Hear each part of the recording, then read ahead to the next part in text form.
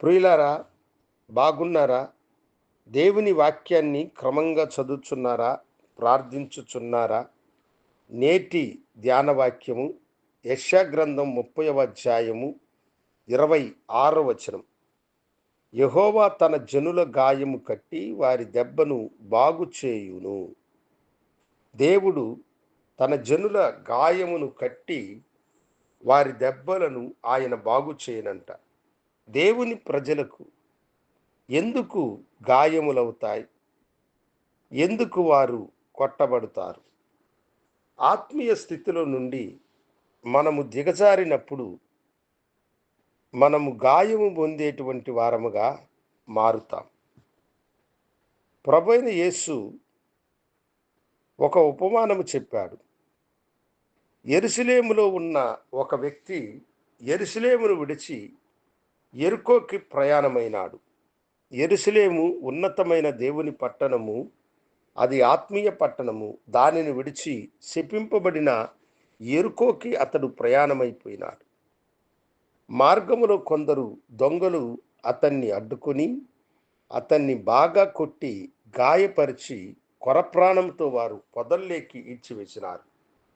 అన్నిటినీ కోల్పోయి శరీరము దెబ్బలతో వేదన పడుచున్నటువంటి అతనిని ఎవ్వరు కూడా ఆదరించలేదు. ప్రధాన యాజకుడు అతన్ని చూసి చూడనట్టు వెళ్ళాడు. లేవీయుడు చూచి చూడనట్టు వెళ్ళాడు. అయితే సమరయుడైనటువంటి ఒక ఆయన వాణ్ణి చూసి కనికరపడి వాని గాయములను కడిగి వానికి త్రాగడానికి ద్రాక్షారసం ఇచ్చి తన వాహనం మీద ఎక్కించుకొని పూటకోళ్ళ ఇంటికి తీసుకుపోయి వారికి వాణ్ణి అప్పగించి భోజనం పెట్టమని చెప్పాడు. వాని గాయములను ఆయన కట్టాడు.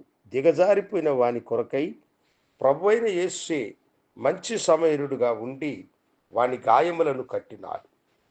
ఆత్మీయ జీవితంలో నీవు ఉండలేక సాతానుని వలలో చిక్కుకొని మరలా దిగజారి త్రాగుడికి బానిసైనావా?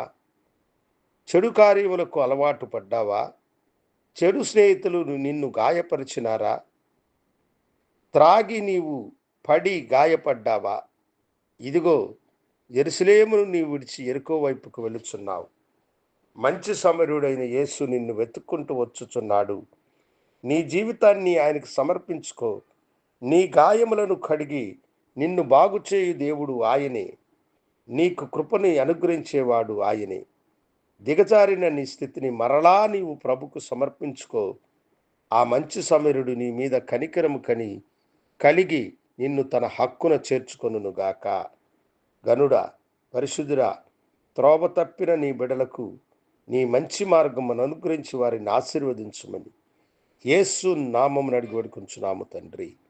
ఆమేన్. శుభోదయం. ప్రభు మిమ్మలను దీవించునుగాక. ఆమేన్.